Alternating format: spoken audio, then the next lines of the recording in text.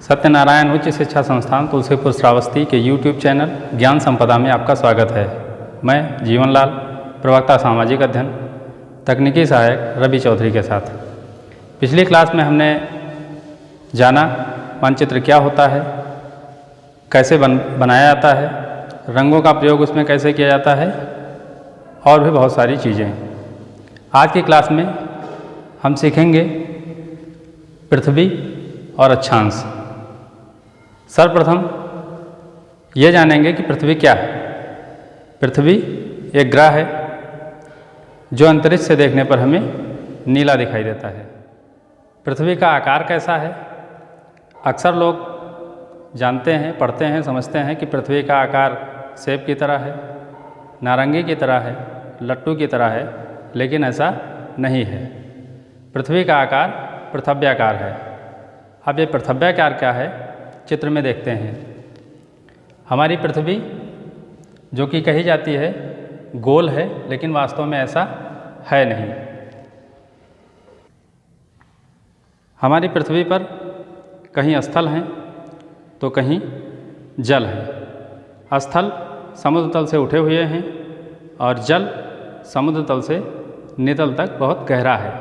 इसीलिए पृथ्वी से जल हटा दिया जाए तो इसका स्पष्ट आकार आपको दिखने लगेगा। यानी पृथ्वी से ऊपर, पृथ्वी के समुद्र तल से ऊपर उठे हुए भाग जो अधिक ऊंचे उठे हुए हैं और पृथ्वी के समुद्र तल से यानी समुद्र के नितल तक गहरे भाग जो कि बहुत ही ज़्यादा गहरे हैं, उनकी आकृति को देखें तो कुछ इस तरह से आपको दिखेगी, जैसा कि इस चित्र में दिखाया गया है। आपकी पृथ्वी पर स्थल भाग का ये उठा हुआ हिस्सा है जो पर्वतों, पठारों से निर्मित है, और ये आपका समुद्र तल है, समुद्र का नितल है। तो पृथ्वी कुछ इस आकृति में बनी हुई है, लेकिन जियायड या पृथव्याकार को हम पृथ्वी के इस ऊंचे उठे हुए भाग की औसत ऊंचाई और पृथ्वी के इस गहरे भाग की औसत गहराई से होकर मापते हैं। ये जो आप देख रहे हैं ये इसका काल्पनिक चित्र है, ये इसका औसत काल्पनिक चित्र है। इसी को हम जियायड कहते हैं, यानी ना बहुत ऊपर उठा हुआ भाग और ना ही बहुत गहरा भाग। हमने जाना पृथ्वी क्या है और पृथ्वी का आकार कैसा है। अब हम सीखेंगे पृथ्वी पर अक्षांश क्या हैं, कितनी हैं और क्यों हैं। अक्षांश पृथ्वी पर खींची गई वह काल्पनिक रेखा है जो पूरी पृथ्वी पर पश्चिम से पूरब या पूरब से पश्चिम खींची जाती है। पृथ्वी पर आप देखें तो पृथ्वी के केंद्र और भूमध्य रेखा, पृथ्वी के केंद्र और भूमध्य रेखा से मिलाने वाला कोण अक्षांश कहलाता है। जैसा कि इस चित्र में आप देख रहे हैं, ये भूमध्य रेखा है जो पृथ्वी को दो हिस्सों में बांटती है। ऊपर के हिस्से को उत्तरी गोलार्ध और नीचे के इस भाग को दक्षिणी गोलार्ध कहते हैं। यहाँ इसके केंद्र से और भूमध्य रेखा पर बने हुए कोण को ही हम अक्षांश कहते हैं। अक्ष पर बने हुए अंश अर्थात कोण अक्षांश, इसको अंग्रेजी में लैटिट्यूड भी कहा जाता है। हमारे वास्तविक जीवन में भी अक्षांश के कुछ महत्वपूर्ण उदाहरण होते हैं। जैसे यदि हम किसी सेब को खाने से पहले काटेंगे तो कैसे काटेंगे? आप जानते होंगे। यदि हम किसी नींबू को खाने से पहले काटेंगे तो कैसे काटेंगे? प्याज को खाना है तो कैसे काटेंगे? प्याज और नींबू को हम हमेशा जो सही तरीका है वो अक्षांश के तरीके से यानी बीच से काटते हैं ताकि उसके सभी सिराएं खुल जाएं और आसानी से हम उसको खा सकें। ठीक उसी तरह पृथ्वी पर भी अक्षांश पाए जाते हैं। ये हमारी पृथ्वी, इसमें आप देखें तो पृथ्वी का ये जो बीच का भाग है ये भूमध्य रेखा कही जाती है, 0 अंश अक्षांश, और इसी के सहारे पृथ्वी के इस विषुवत रेखा से उत्तर की तरफ यहाँ ध्रुव तक और दक्षिण की तरफ यहाँ ध्रुव तक जो इसी के समानांतर रेखाएं खींची गई हैं उन्हीं को हम अक्षांश रेखा कहते हैं। ये तय कैसे होती हैं, बनती कैसे हैं, आइए इसको जानते हैं। अक्षांश क्या है, सीखने के बाद आइए हम देखते हैं अक्षांश पृथ्वी पर कितनी हैं। चित्र के माध्यम से समझेंगे। यहाँ केंद्र से पृथ्वी की सतह पर यदि एक एक अंश के अंतराल पर हम रेखाएं खींचें तो ध्रुवों तक 90 अंश का कोण बनता है। अर्थात एक अंश के अंतराल पर यदि अक्षांश रेखाओं की गणना हम करें तो ध्रुव तक पहुँचने में 90 अक्षांश रेखाएं हो जाएंगी। इसी तरह उत्तरी गोलार्ध में भी 90 अक्षांश रेखाएं हो जाएंगी। दोनों को यदि जोड़ दिया जाए तो कुल अक्षांशों की संख्या 180 होती है। क्या यह सही है? नहीं, कुल 180 अक्षांश रेखाएं नहीं हैं। यदि हम देखें तो पृथ्वी का उत्तरी ध्रुव और पृथ्वी का दक्षिणी ध्रुव एक बिंदु है और बिंदु कोई अक्षांश रेखा नहीं होती। यहाँ कोण तो बन रहा है, कोण 90 अंश का बन रहा है, लेकिन कोई रेखा नहीं बन रही है। क्यों? क्योंकि ये महज एक बिंदु है। चूँकि पृथ्वी का आकार हमने लगभग गोल माना हुआ है या पृथ्व्याकार माना हुआ है, इसलिए 90 अंश पर जो अक्षांश रेखा स्थापित है वो महज एक बिंदु तक ही सिमट कर रह गई है। यदि इस पृथ्वी को हम खोल दें, बीच से किसी भी देशांतर के सहारे काट कर फैला दें तो 90 अंश अक्षांश रेखा बन सकती है।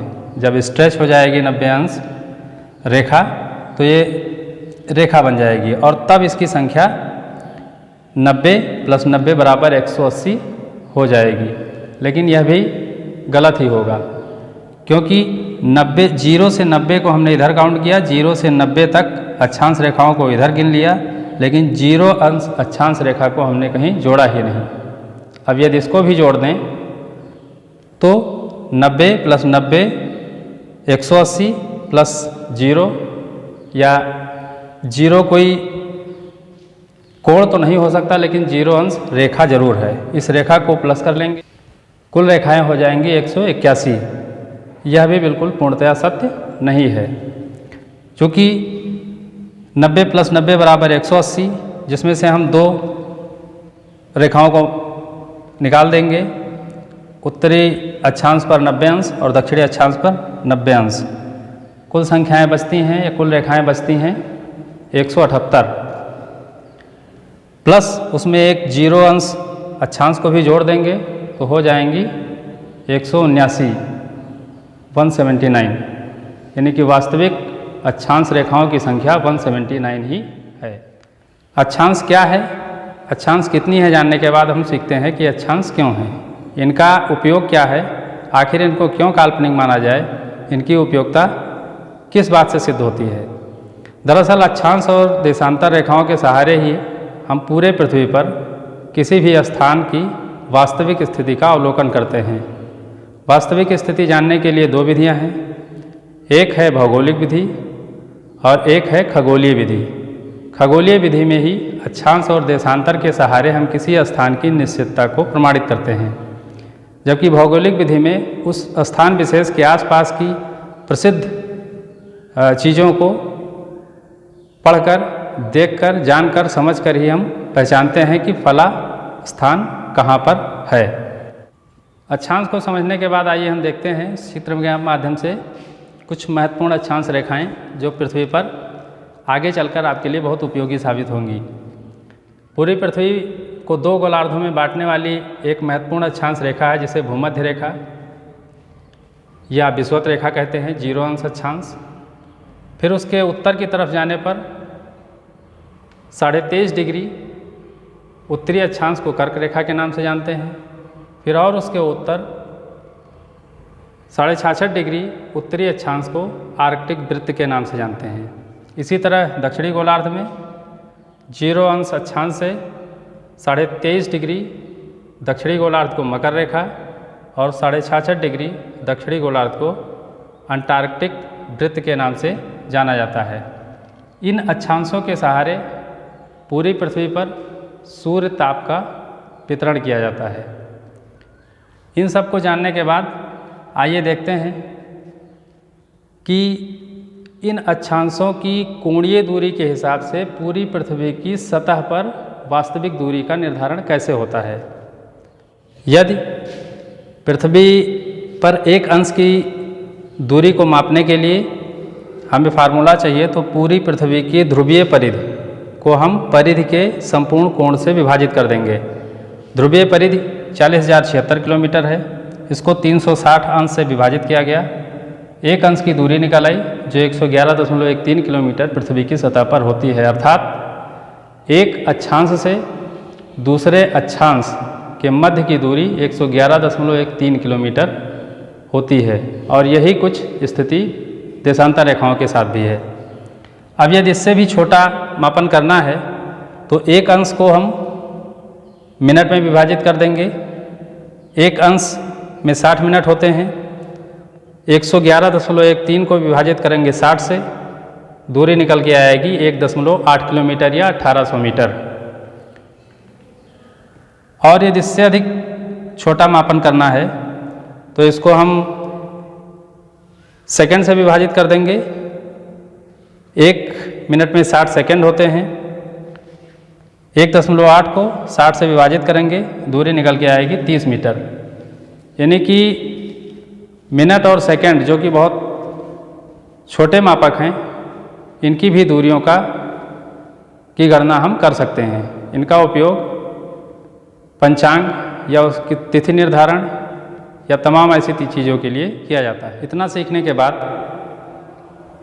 हमारा एक प्रश्न है आपसे कि यदि आपसे कहा जाए कि पूरी पृथ्वी को आप निम्न अक्षांश और उच्च अक्षांश में विभाजित कीजिए तो कैसे करेंगे। आइए देख लेते हैं। बड़ा सरल तरीका है। पूरी पृथ्वी को निम्न अक्षांश और उच्च अक्षांश में विभाजित करने के लिए आपको सबसे पहले भूमध्य रेखा पर आना होगा, क्योंकि भूमध्य रेखा पर सूर्य पूरे वर्ष लंबवत रहता है। इसी के आधार पर रेखाओं का, अक्षांश रेखाओं का विभाजन किया जाता है, सूर्य तप के आधार पर ही। भूमध्य रेखा से उत्तरी ध्रुव 90 अंश अक्षांश तक और दक्षिणी ध्रुव 90 अंश अक्षांश तक को आप दो भागों में विभाजित कर दीजिए। उत्तरी ध्रुव का दो भागों में विभाजित करेंगे तो मध्य का होगा 45 अंश अक्षांश और दक्षिणी का भी 45 अंश अक्षांश होगा। अब भूमध्य रेखा के पास के क्षेत्र 0 अंश से 45 अंश उत्तरी, 0 अंश से 45 अंश दक्षिणी अक्षांशों के मध्य स्थित भूभाग को निम्न अक्षांश कहेंगे। इसके ऊपर 45 अंश से 90 अंश तक उत्तरी गोलार्ध में, 45 अंश से 90 अंश तक दक्षिणी गोलार्ध में स्थित स्थानों को उच्च अक्षांश कहेंगे। इन उच्च अक्षांशों का तापमान निम्न होगा और इन निम्न अक्षांशों का तापमान उच्च होगा। कारण सूर्य। यदि आपसे पूछा जाए कि पूरी पृथ्वी को निम्न अक्षांश, मध्य अक्षांश और उच्च अक्षांशों में विभाजित कीजिए तो भी वही पुरानी प्रक्रिया आपको अपनानी पड़ेगी। भूमध्य रेखा से 90 अंश उत्तरी अक्षांश और 90 अंश दक्षिणी अक्षांश को हम 3 बराबर भागों में बांट देंगे। 3 बराबर भागों में बांटने पर 0 अंश अक्षांश से 30 अंश उत्तरी अक्षांश तक निम्न अक्षांश, 30 अंश से 60 अंश उत्तरी अक्षांश तक मध्य अक्षांश, 60 अंश से 90 अंश उत्तरी अक्षांश तक उच्च अक्षांश होगा। इसी तरह दक्षिणी गोलार्ध में भी 3 अक्षांश होंगे। अब यदि आपसे पूछा जाए कि इनमें से निम्न अक्षांशों का सरफेस ज़्यादा है या मध्य अक्षांशों का सरफेस ज़्यादा है या उच्च अक्षांशों का, तो पूरी पृथ्वी पर निम्न अक्षांशों का ही एरिया या सरफेस उसका सर्वाधिक होगा। क्यों? क्योंकि पृथ्वी आपकी बीच में भूमध्य रेखा पर उभरी हुई है। क्यों उभरी हुई है? निर्माण के समय ही जब यह गैसीय रूप में था, घूर्णन के कारण केंद्रापसारी बल सेंट्रीफ्यूगल फोर्स बीच में ज़्यादा लगा और बीच का हिस्सा उभर आया, बल्ज हो गई पृथ्वी। इसीलिए बीच का ही यानी निम्न अक्षांशों का क्षेत्रफल हमेशा ज़्यादा होगा। पृथ्वी और अक्षांशों के बारे में आज हमने सीखा।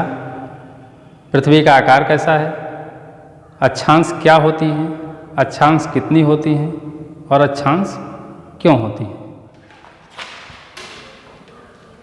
बस।